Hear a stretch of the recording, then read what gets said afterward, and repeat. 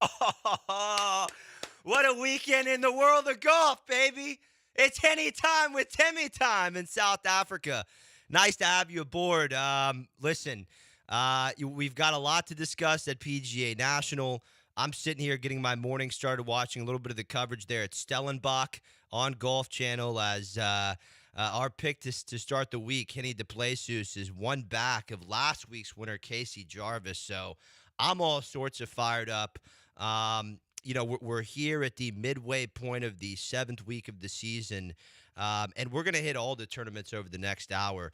We'll start you off here with a rundown of the leaders going into the weekend at Palm Beach at the Cognizant. You will hear from Austin Smotherman. You will hear from PGA Tour winner Taylor Moore. You will hear from Q School winner AJ Ewert. AJ won Q School up the road in Jacksonville at Dyes Valley, which is another course like PGA National where there's water all over the place, thick Bermuda rough, chewed out fast Bermuda greens. AJ Ewert is up for the test. We'll hear from the Canadian a little bit later on. He was bummed out by Canada's loss to USA Hockey last week, and we'll hear a little bit about that. We'll also hear from Nico Echeverria and five-time major champion Brooks Koepka as Brooks got hot with the new Spider putter yesterday to make the cut. And then in the second segment, we will get into the KFT leaderboard down in Argentina, where Houston's own Chad Sewell starts the weekend one back of the lead. How about this? We'll have his caddy, Tanner Bandini, on in 15 minutes to get a little preview of the weekend at Jockey Club. Tanner has been a contributor of the show the last several weeks. And how about the timing on this one? He picks up Sewell's bag to start this season, and Tanner's got him dialed in contention here, 3 weeks in. Can't wait to catch up with him at 8:15, and we'll take your questions at 8:30. And then at 8:45, we'll do a final round preview for the South African Championship with Timmy Time, who was in my ear for the last 5 weeks about a South African named Henny DePlaceus. He said, Doc, you have to look at this cat. His time is coming soon. I looked into Henny. He's had a really wonderful last 3 months of golf. He has 5 top 10 finishes at the South African Open over the years, and looking for his first DP World Tour victory, which I'm fired up to watch. The third round is concluding right now. Henny is on his 16th hole. The leader, Casey Jarvis, who won last week, is on his 18th, trying to get up and down to stay one ahead of Henny. So we'll keep you in touch there through the next hour. As far as the action on the PGA Tour, PGA National is really holding its own for the most part against this field. This tournament for years had a winner whose score was held to around 6, 7, 8 under par. Last year, you saw a little bit of an easier setup there in Palm Beach with second-year PGA Tour member Joe Highsmith shooting 19 under with weekend rounds of 64, 64. One after making the cut on the number, which was just an absolute movie when you go back and look at a year ago this weekend. You did have a lot of players to start this week. Shane Lowry, Billy Horschel, two of the higher-ranked players in this field. Ryan Gerard at world number 26 was the highest-ranked player going into the week. But you had players, Shane, Billy, talk about how the overseed and the widening of fairways at PGA National has made this a much easier track than in prior years. But really through 2 rounds here in 2026, PGA National is showing every bit of teeth with an even par cut line yesterday. I would say everyone is feeling the burn of this golf course except for 31-year-old SMU alum Austin Smotherman. He was on the PGA Tour 2 years ago, lost his card, went back to the Korn Ferry Tour on the Proving Grounds, won twice there last year, and now he's returned to the big show and he's ready to roll. Played phenomenal through 2 rounds at PGA National, and here's Smotherman on how he's feeling after round 2. How do I feel? I mean, pretty ecstatic, pretty excited to be in this position. I was just trying to be steady. Austin Smotherman golf out there today. I mean, anything under par I thought would have been following up around like yesterday, which was a special one, and trying not to get too far ahead of myself. Think I'm going to make every long putt that I'm looking at, like it kind of was the feeling yesterday, and then today I still make a 55 footer on 17. So Kind of nice to see those go in. Feel like you're stealing them on a course where you're just hoping to get down in 2 from that range, and you have that distance a lot if you kind of get stuff on the wind. Going away, all these slopes, greens are fast. So, yeah, leading the PGA Tour event, I mean, come on, pretty awesome. And I think we're all wondering, what is Austin Smotherman golf? He missed the cut here in his lone appearance in 2022, and he comes into this week missing 3 cuts and 4 starts to begin this season, including the first Bermuda grass track that the Tour traveled to this year, which was the Sony Open. Smotherman did have a top 10 finish at the American Express, but here was Smotherman talking more on what his style of play really is. As boring and simple as that can be. I mean, that's what I want to do out there. I feel like I ball strike it good enough to just have that kind of boring golf. Bunch of fairways, ideally. If not in the rough, figuring out a way to get in the proper spots to have some easy looks for up and downs and not force my short game too much. But I've had some nice short game shots this week, and then I've made some putts and feel like I am still being external, being an artist on the greens, and that's kind of just what I want to do. I mean, these greens are perfect for it with so much slope, how fast they are in the wind. So trying to just shake it out, stay loose, and keep doing that. You look at these first 2 rounds for Smotherman, and he's repping the Trinity Forest hat. Shout out Dallas. You look at these first 2 rounds for Smotherman. The opening round, he shoots a 5 under 30 on the front 9, birdied 3, 5, 7, 8, and 9. The back 9, he shoots 32. Remember, the back 9 features the bear trap, the last 4 holes of this course where you can't miss a shot. He shot 32 on the closing 9 in round 1 to shoot 62. Yesterday, he didn't have he didn't avoid all the bumps of PGA National yesterday. And credit to Smotherman, he said it's inevitable. And I completely agree. I played the Optimist Junior at this course 5 years in a row in high school. I don't think I ever broke 85 on this course. It is that hard. And Seamus Power said this so perfectly yesterday too. PGA National is one of those golf courses where you just don't get a shot or a hole off. Every hole is throwing something at you. Almost every hole has water protecting one side of the fairway. It is a beast of a golf course. Smotherman was thrown a couple punches early by the golf course. He started on 10 yesterday. He bogeyed 12 and 13, so he was 1 over through 4. And how about the pop and sizzle of the focus of Smotherman there in the interior part of the second round? Birdie 17, 18, and then 2 and 3 to offset and pick up 2 more bogeys. It's not easy to begin a round 1 over through 4. It's really Smotherman's first time in this situation on the PGA Tour. I know he's won he won twice on the Korn Ferry Tour last year, but yesterday was a big spot. Coming off an opening round 62, he did face some chop in those first 4 holes. Here was Smotherman on handling those 2 early bogeys in the second round. I had a conversation with my caddy Zach today. Just like when we know we're going to have adversity, and we're not expecting to be bogey free through 36 out at this golf course. I mean, I was proud of the way I accepted those bogeys because they weren't really. I mean, the 3-putt after the kind of being out of position on 12 was a bit uncharacteristic. So I probably could have got mad at myself more on that one, and I really didn't. And I step up and hit, what felt like 2 good swings, and then I end up still having to make an 8-footer on the next hole to avoid 3 in a row. And so that was kind of a big momentum putt on 14. It was blowing so hard. I mean, bogeys are going to be had the second you kind of put a okay swing on something. Even good shots are going to get into bad spots out here. So just accepting that, which I kind of, like I said, talked to my caddy about beforehand. That's kind of how we prepped for what it was, and then we kind of found our stride.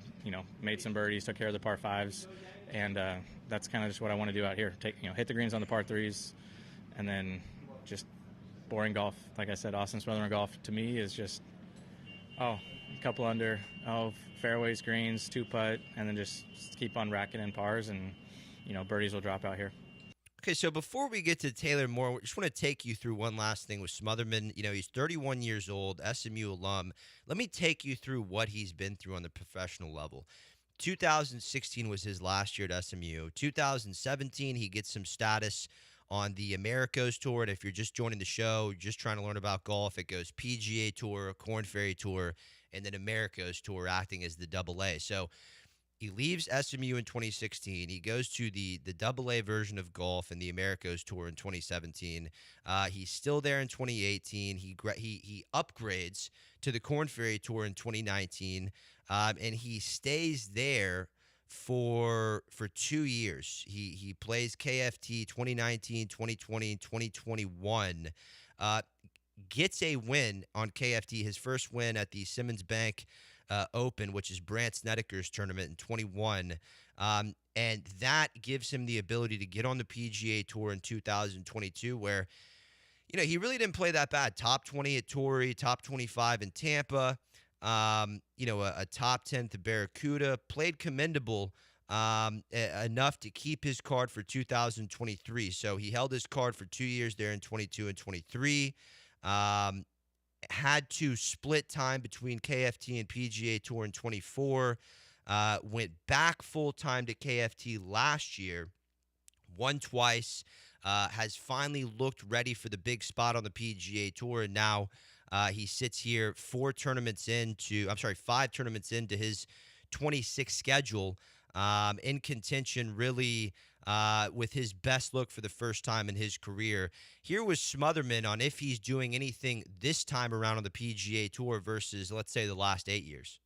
Probably just falling more and more into my own routine of what I got to do well to play good golf. And, we're always fine-tuning and tweaking stuff. It's not like the formula is ever perfect, but at least believing in yourself, believing in that process. I think every round, every week, every year, hopefully out here on the PGA Tour is a little bit more of that, and that's kind of what I see in the best players, that have these 15, 20-year stints on the PGA Tour. You ask them what they do, and they just say, I do exactly what I need to do, not what someone else is doing that makes them great or this and that. It's just keep it simple, stupid, and, golf is a stupid game anyways. We're out here just trying to chase a ball in the round in this wind and hopefully get in the hole a little bit faster than other people, so.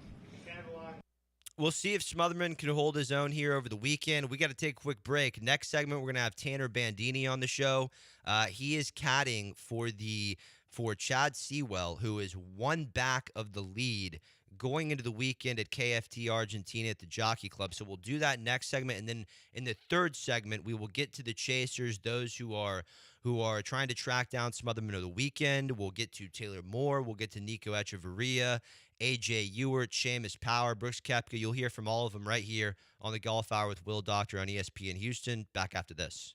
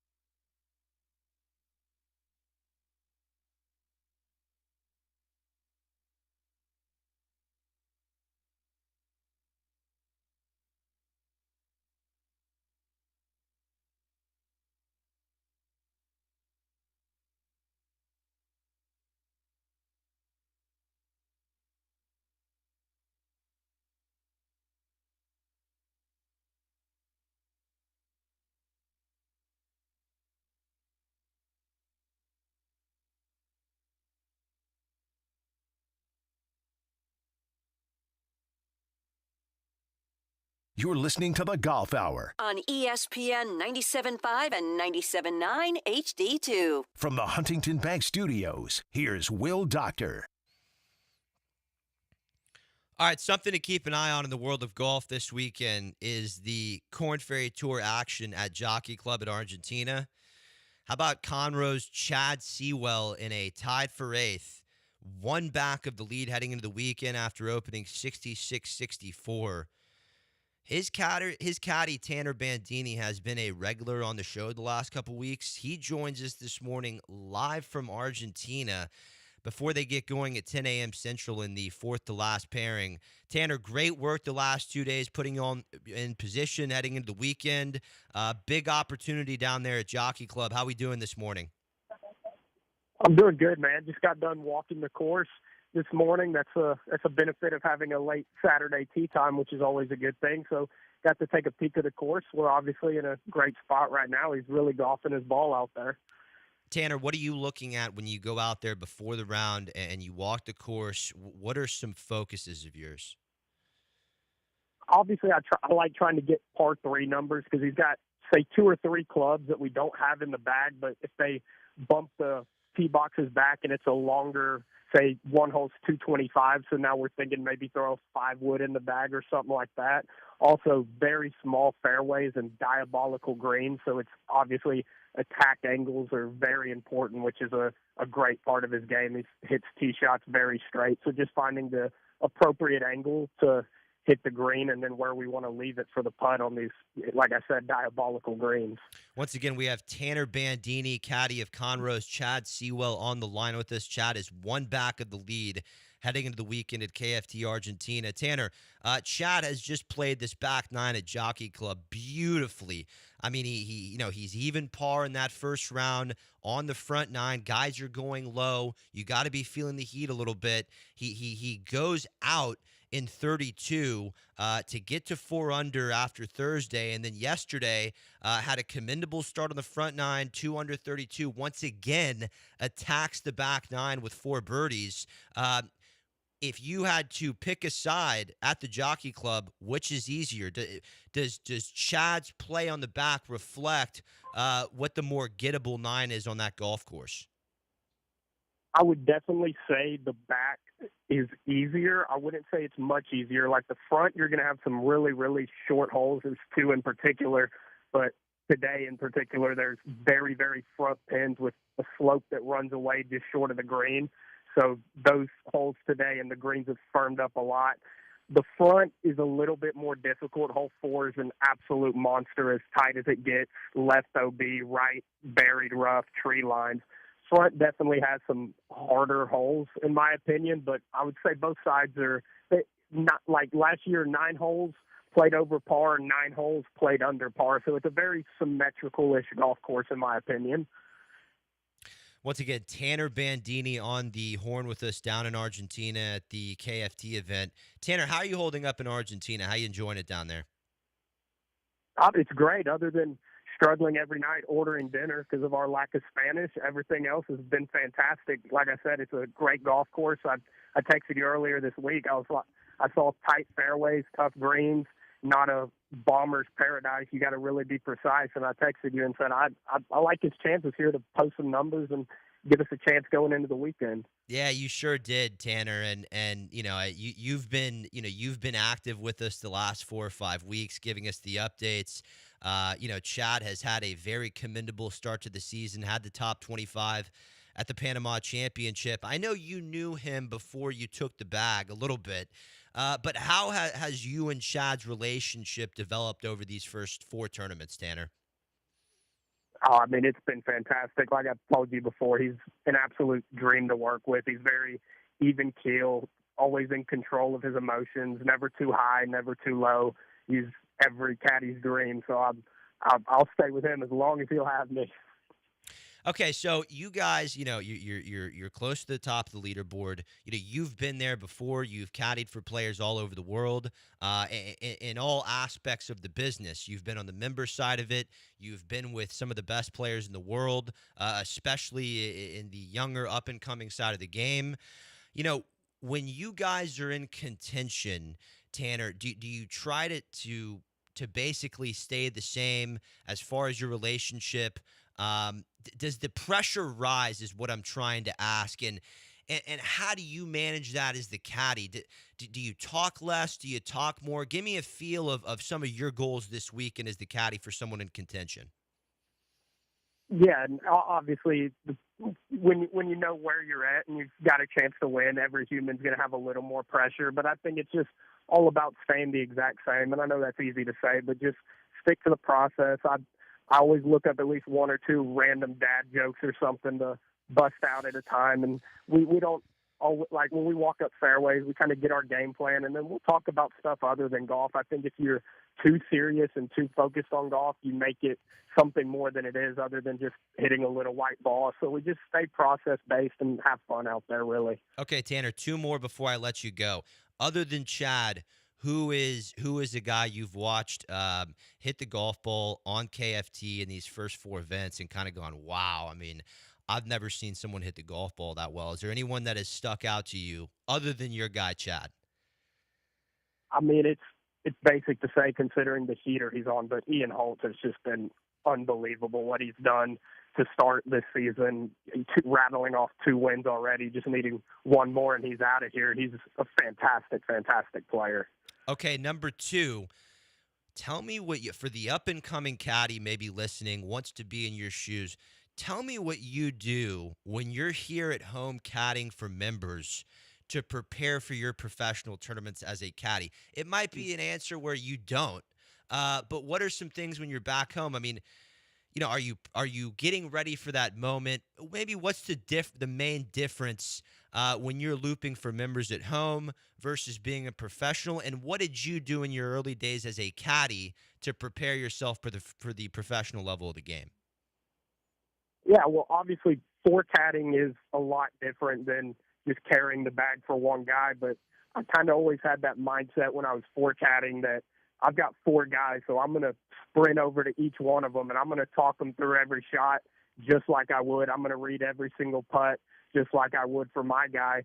And you do that for 4 guys for 18 holes, 6 days a week. Kind of becomes very natural and comfortable with how you say things and your intent behind them. I think being very intentional is important. Don't say, I think this, I think that. Be very confident and positive because that definitely feeds off to the player. Tanner, I really appreciate you you coming on the show this morning. We're going to catch up next week and get a little recap. Keep up the great work down there, buddy. We're rooting for you. Thank you, Will. All right, that is Tanner Bandini, the caddy for Chad Sewell of Conroe, in contention at KFT Argentina. Once again, you get in that top 20 by the end of the season on the Korn Ferry Tour, and you're on your way to the PGA Tour. Or in Ian Holt's case, you can win 3 times over the course of the season and get automatic entry to the PGA Tour. So we're rooting for Sewell down here, and we wish Tanner the best. We'll hear from him next week. Hey, Houston, are you looking for a crisp, refreshing beer with real taste and no junk? Try 8 Elite Light Beer, the new light beer from Hall of Famer Troy Aikman. It's brewed with just water, malt, and hops, no additives, no sweeteners, and it only has 90 calories and 2.6 carbs for a clean finish that you'll love. Right now, Woodrow's is pouring 8 on tap at Little Woodrow's Edo, right there off St. Emmanuel. Perfect for game day, perfect for happy hour, or grab a case if you just want to kick back with friends. You can go grab a case at HEB. You can go grab 1 or 8 at Woodrow's, whatever you're feeling. You're staying in, you can go to Brookshire Brothers HEB, pick up a case, and keep the good times going. 8 Elite Light Beer, lose the additives, keep the taste. Grab yours today.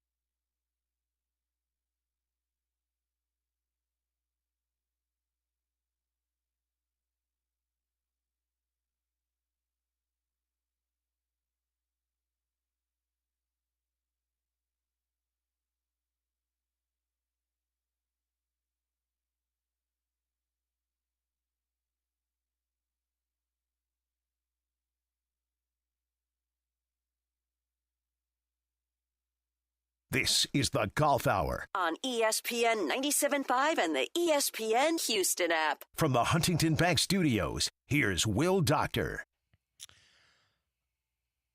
Okay, you heard from your leader at the Cognizant Classic, Austin Smotherman, in segment 1.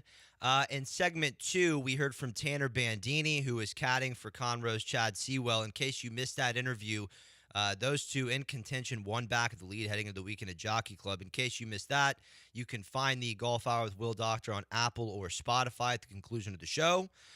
Looking down the rest of the leaderboard at the Cognizant, the favorite to start the week in Palm Beach was Ryan Gerard. He is off to a bad start this morning, 2 over through 6 at even par for the tournament.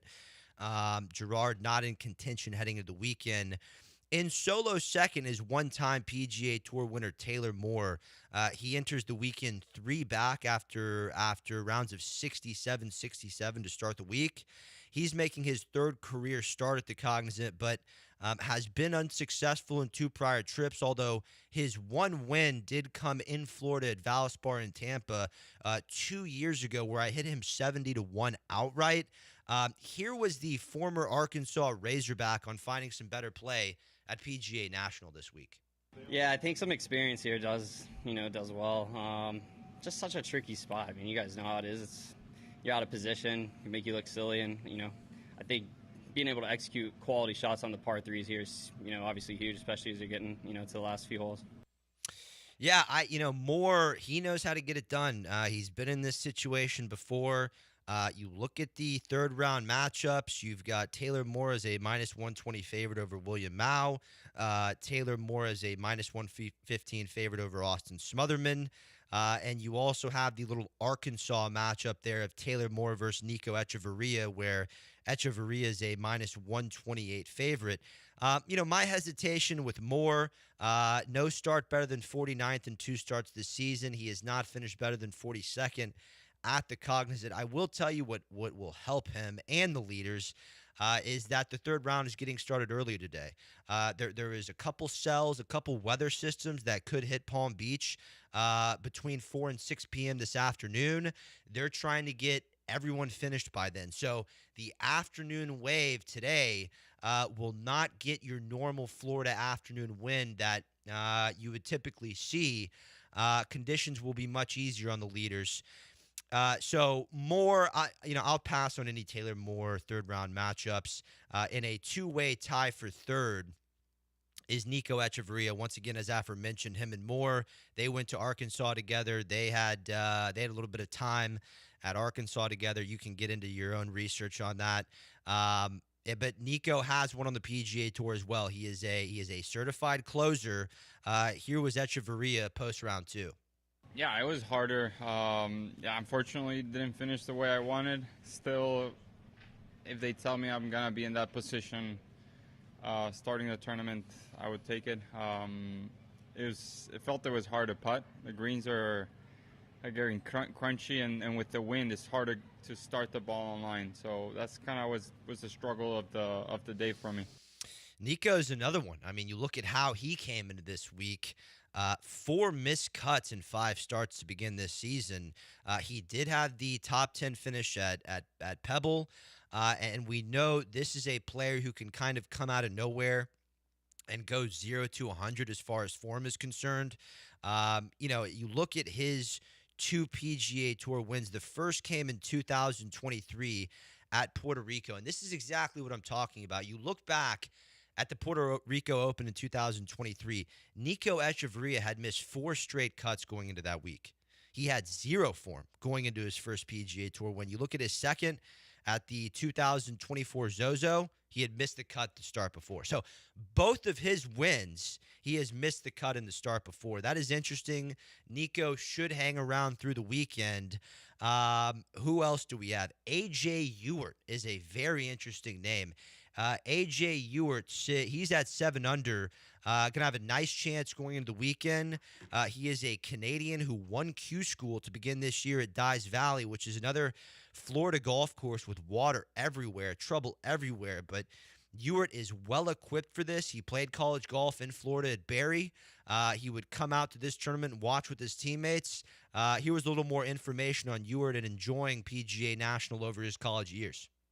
Somewhat, yeah. We used to come and watch this tournament, actually, when I was at school. I think I came up here twice, maybe 3 times, and watched. So it was like kind of coming into the week. I never actually played the golf course, but I felt like I knew it just from watching it. So somewhat of a home game, yeah. Yeah, the reporters were very interested if, Ewart had any on-course experience here, if he had picked anyone's mind about PGA National. But here was his only really memory at this golf course to date. I think we had a couple too many drinks sitting in the bear trap, so I don't really remember. But I would say just being here and seeing all the guys, and that was kind of, it made me want to work harder and get to here. So it's nice to be here now. It's just nice to see a player on the PGA Tour with a little bit of personality in the press center. You look at Ewart's last year. He played last year on the Americas Tour, had a very commendable year with 3 top 10s on the season. He then went to Q School in December and won, and then has had a relatively, I would call A.J. Ewart's start to the season a success for a first-year PGA Tour member. Sure, in 4 starts, nothing better than 28th, but to make 3 of your first 4 cuts on the PGA Tour, that's a big-time win. Now, Ewart, the Canadian, he did go through some trauma last week as the Americans beat Canada in the gold medal game at the Olympics. Here was Ewart on taking a little bit of grief from the fellow Americans at PGA National after that loss. Yeah, it sucked. I was hitting balls beside Neil Shipley the other day, and he turned to me and said, "Hey, AJ, sorry about that game, man. It's really sucks, huh? It must have hurt." So he's just pouring salt on the wound. But yeah, I'd rather not talk about it. I watched it with a couple buddies who are American, and they were cheering for the Americans, and they had their American gear on. So it was tough, but it was an amazing game. It was seeing the best on best, and it's essentially an all-star game, and they're laying their bodies on the line. It was so cool to see, and I think it just grows the game of hockey and makes everybody appreciate it even more. It was phenomenal. I mean, Jack Hughes with the broken teeth and, the game coming down to the wire. Great mindset from Ewart. I like the way this guy talks. I would not be surprised if he stays in contention going into tomorrow. Want to get to a couple other PGA Tour winners who really have a chance going into this weekend. Seamus Power, he is at 4 under. He is a 2-time winner who starts the weekend 7 back of the lead. He had never made a cut in 4 total starts at the Cognizant going into this week. Here was Power, the Irishman, on his love-hate relationship with PGA National. Yeah, this place has been funny to me because I actually got through Q School here back in 2014. I loved it, and then slightly different time of year. It plays a little different, and grasses feel a little different, and it just hasn't been great to me. So yeah, it's nice to see. Especially, honestly, I'm not actually playing brilliant, but the short game has been excellent, scrambling, really hanging in there well, making some putts. So, if I can get something figured out over the weekend, but it's a tough golf course. It doesn't let you get comfortable really at any stage, and I think that's unique about this place. It's just even holes that, just don't seem that tough on the scorecard. But if you got a crosswind, and if you got this and you've got that, and you just miss it, and it's very, very tricky, and it's a really good layout for that. So, it's going to test everyone for the next 2.5 days. But, yeah, it's nice to be in there under par, and, 2 more good rounds over the weekend needed. But, obviously, yeah, it's nice to be in there. When I was prepping for this tournament, I completely forgot to go back and look at Q School when it was hosted at PGA National. Because I stayed away from Power pre-tournament because of his, he had made a cut here in 4 starts, even though the start to 2026 has been a success for him. Had the 11th place finish at Farmers, made the cut at Amex, made the cut at Sony. You look back at Power's fall, and he had an 11th place finish at Bermuda, tied 7th at the RSM. It's interesting because he is a good player on golf courses that feature Bermuda grass. But you look at Seamus Power, And his starts in Florida over the years, whether it be this week at PGA National, whether it be Bay Hill at Arnie's Place next week, whether it be Innisbrook at Valspar, Power, since 2017, he only has one top 10 finish in Florida. That came at Innisbrook last year. So here he was talking about, his struggles in this state over the years. No, because Florida golf for someone coming from Ireland is always, it's tougher. I've never quite. I played well at Valspar, and that's basically the only kind of success I've had in Florida. And then the West Coast on the Kikuyu grass is a little weird as well. So, I've always played a lot of my best golf in the summer and fall. So it's nice to get a few points on the board and, game trending in the right direction even this time of year. So, I don't know. I said I know I'm not going to have all the starts this year, so maybe just maybe a little bit more focused on the ones I do have, and maybe that's a part of it. It obviously doesn't seem like that, but maybe that's an aspect. But overall, I think it's just I feel like I'm in a very good spot, kind of mentally. But like someone told me the other day, I mean, a good attitude is helped a lot by a good short game, and that's the way it's been so far in the last couple of days. Been able to hang in there, get someone's up and down, and just kind of keep it going. Yeah, last couple of days, really the first 4 weeks of the season for Power, he has displayed amazing short game. Positive in the chipping category, positive in the putting category in all three tournaments to start this season. And Power, in this week in the field, he has picked up over 3 shots on the field on the greens. He is ranked 8th in putting so far this week. He has gotten his third round underway. He is 1 over through 3 holes. He started bogey, birdie. So Power is in a tied for 27th at 3 under. And here he was on a little bit of better putting performance to begin this year. I've been putting much better. Like last couple of years, it's been a little bit cold on the greens, which is unusual for me. So got a bit of confidence back on the greens. Hitting it okay. It's still not where I want, but at least I know where it's going, so I can manage it. I'm not dropping too many shots where, on holes, if there's there's trouble maybe on one side, I'm able to at least know how to keep it down the other side. And I think that helps here. But obviously, making a few putts is huge. And, it was nice to get under par, like on the first, and then even getting that one on the 8th. It's just, this golf course is, I know it's an obvious thing to say, but it's easier to play from under par. It's easier to be conservative when you need to be. So all in all, a lot of good stuff. Some things to tidy up, but overall, a good spot here after 2 days. All right, so Power's already off for round 3. No reason to get into his 3 balls. Let's look further down this leaderboard. Go all the way back to, let's say, 9 back of the lead. You will find 5-time PGA Tour winner Brooks Koepka. He made the cut. His 66 yesterday was his lowest round since he's been back on tour. And he really started to get it rolling with that new Spider Wand putter from TaylorMade. And Koepka spoke to begin this week about how PGA National has changed over the years. We spoke in the first segment how, Shane Lowry had his complaints about the overseed. Billy Horschel thinks this tournament has gotten a touch easier over the last 2 years. Here was the 5-time winner, the boss, on how PGA National has changed over the years. The course has changed so much, I think, from when I last played it. Being overseeded, I can think 10's back to a par 5. 6, the 2 bunkers on the right are taken out. Chipping around the greens has gotten a lot easier.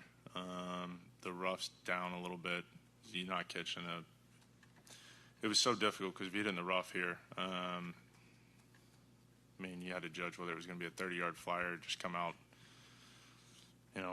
30% of its normal distance. It was just a pure guess. And so it's a little more consistent now. You can kind of judge that better. And then I'll see the back today. But as far as the front, everything seems to be the good changes. It's the best I've seen this course in probably my 15 years, 20 years down here. So Koepka did additionally gave a prediction that he thought the scores would continue to be lower this year. We still have to wait and see if that happens. 5 under made the cut last year, even made the cut this year. So that prediction has not really been correct so far. You do have one player in double digits heading into the weekend in Austin Smotherman, but the next best score was 8 under in Taylor Moore. And now Nico Echeverria has vaulted into a share of second with Moore as Nico starts his second round 1 under through 1. Now back to Koepka.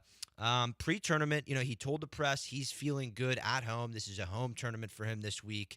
And he also mentioned that he has a new putter in the bag. He has he has gone back and forth between the Scotty blade and the TaylorMade mallet over the years. And this week he has put the Spider back in the bag, and here he was on that pre-tournament. Yeah, made a few changes, so everything's starting to get better, which it should. Got a game plan set going forward, which is nice, and making just little tweaks here and there. But yeah, probably hit 300 putts with it before I actually played. But yeah, having 2 weeks of being able to get work done and make some adjustments, it should be a lot better.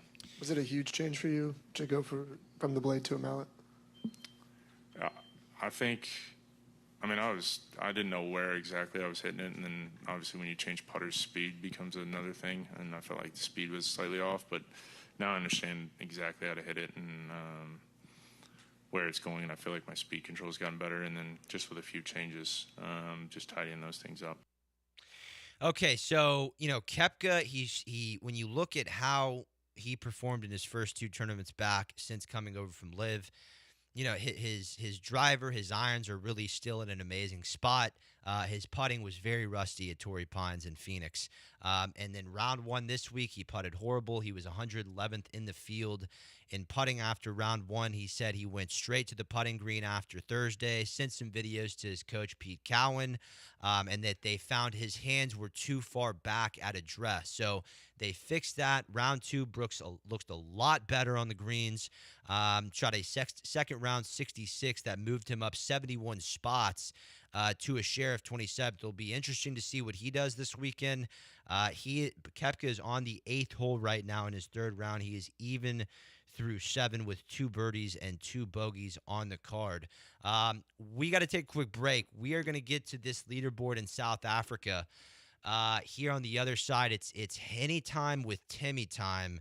There at Stellenbosch, and our guy Henny de Plessis, he has a share of the lead, and he's got a long bogey putt here on the 18th hole. We'll see if he can roll this in. We got to take a quick break. This is to stay in a share with the lead or drop to 2 back. We'll tell you what happens here on the other side on the Golf Hour with Will Doctor on ESPN Houston.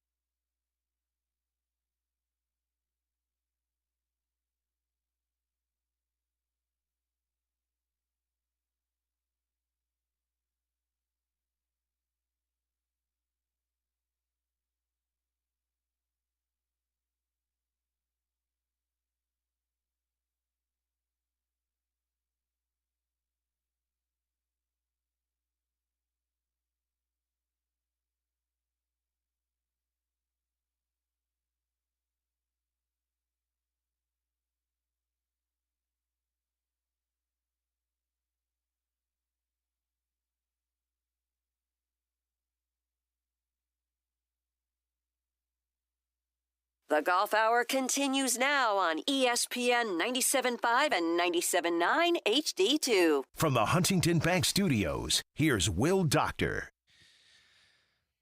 I mean, I'm at a loss of words for the pop and the sizzle and the hustle from one Henny de Plessis at the South African Championship. This guy just made 2 par putts from outside of 20 feet in his last 3 holes. The putt on 18 was a 15-footer off the green for bogey that he sunk to stay in the final group on Sunday, to stay one back of Casey Jarvis. Francesco Laporta also at 11 under.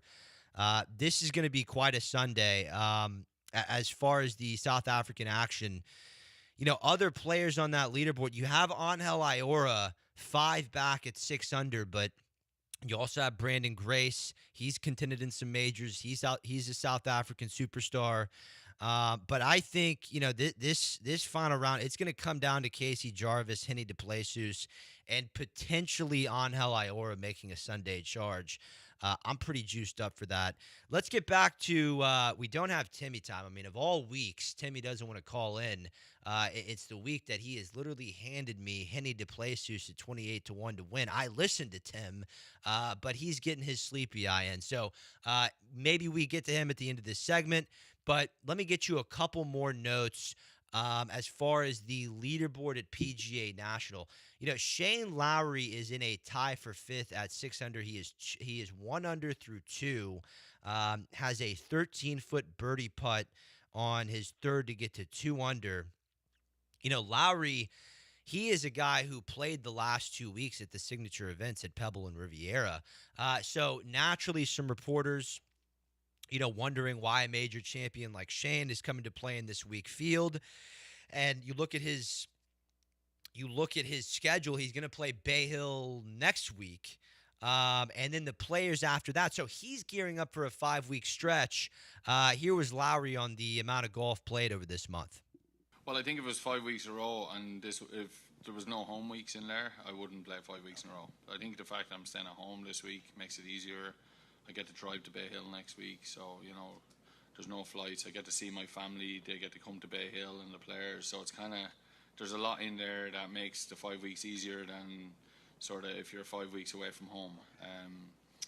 And then I feel like, you know, I've been out on tour a long time now, and I play a lot of tournaments where I don't particularly like the golf course, or I don't play well around there, that, you know, I need to take advantage of the courses that I play well on and that I like playing. So there's certain times you just have to do it. And I think the 5 weeks, it's all about managing my time, you know, and trying to rest and recover and just stay fresh as much as I can, because obviously the 5th week is the players, which is obviously one of our bigger tournaments. So, yeah, but, you know, there's a lot in there that is the reason I'm playing the 5 weeks. And Shane is about as due for a win as, in my opinion, any player in the world right now. You know, 2019 Open champion, 2-time PGA Tour winner who has played so well in Florida over the years. I mean, look at his performance at this tournament. Solo 2nd in 2022, tied 5th in 2023, tied 4th in 2024.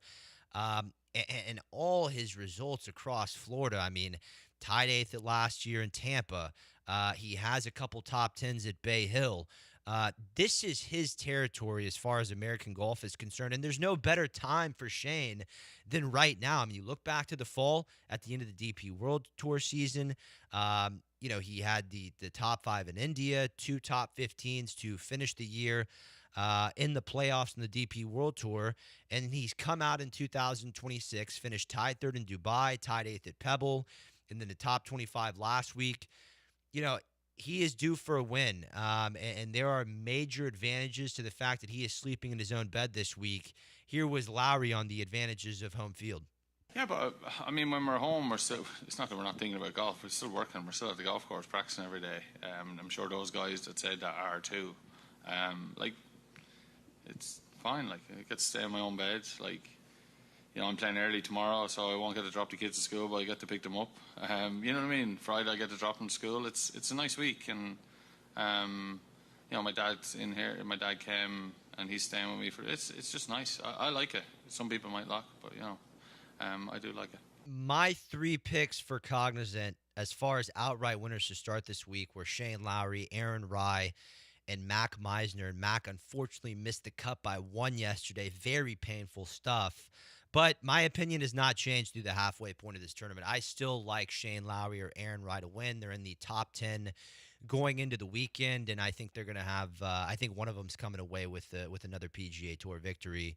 We'll get to one of your questions here. Here's Greg. Did you see Billy Horschel get into it with the fan on 15 yesterday? Yeah, Horschel was really contending up until the 15th yesterday. He played his last 4 holes in 5 over, which can easily happen on the bear trap. I believe he got it to 5 under and then tripled the 15th, bogeyed 17 and 18. And on 15, that par 3, he pulled it left off the tee near the grandstand where a fan would not stop running their mouth.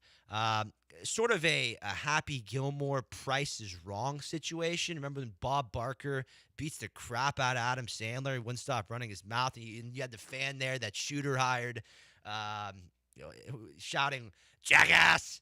Every time Happy pulled the club back. It was a little bit of one of those situations. And Billy just could not help himself but to actually interact back with the fan. Here was Horschel on that situation on 15. I had too much club and I quit on it and went left and I took a drop and placed it on too good of a lie and was worried about going underneath it, and then I proceeded to hit it in the water and make a 6. Listen, everyone's been saying, you know, overseed. Wasn't the first time I heard it today, but obviously in that situation, you know, I hit a bad golf shot and they wanted to say it, and I just said, I played 16 nicely, 17 was tough. Aaron hit 6-iron, Shane hit 7-iron. I hit a 7-iron that I thought was good and just rode the wind too much, and I was in a very difficult situation to try and get that ball close. I couldn't fly it on the green and stop. And then 18, I was just stupid. I was trying to hit a really hard draw, trying to ride the wind a little bit to really get a really good chance to go for the green in 2, and I just made a bad golf swing. But no, it didn't affect my situation. No one, a fan affecting me out in the golf course will never happen. I affect myself enough. Thanks, guys. Yeah, okay, Billy. Okay, yeah. A fan doesn't impact you, but basically you get heckled by a fan and play your last 3 holes in like 5 over. So you obviously did get impacted. You know, enough with all, and they say Billy might have a chance to go to the broadcast booth. What's he going to be yelling at fans in the broadcast booth? Once again, we've talked about this so many times on the show. All these golfers, they want the same respect. They want the same praise as athletes in the big 3 of sports. Do you think Christian McCaffrey or Patrick Mahomes would ever interact with a screaming fan at a game? Would you, AJ, would you ever see LeBron start yelling back at a fan during a game? I mean, really getting in their face. I know maybe he does a little bit of you would never see that, would you? Not in their face usually. Like he might just go to a ref to tell him to like escort him out or something like that. Exactly. And these golfers are just so soft. I mean, the situation with Billy yesterday was flat out embarrassing. There is no reason to ever interact with fans in the middle of competition. It's been a great show today. I want to leave you with one more note. Houston golf fans, one of the most prestigious amateur championships in the world is coming back to Texas. The 2026 Spirit takes place November 9th through the 14th at the #1 golf course in Texas at Whispering Pines. The Spirit brings together the best amateur and men from 20 countries in the world in a 54-hole Olympic-style competition featuring both team and individual medals. And if you follow professional golf, you already know the legacy. Scotty Scheffler, Jordan Spieth, Victor Hovland, Rose Zhang, Lexi Thompson, Lorena Ochoa. They were all at the Spirit before they became major champions and global stars.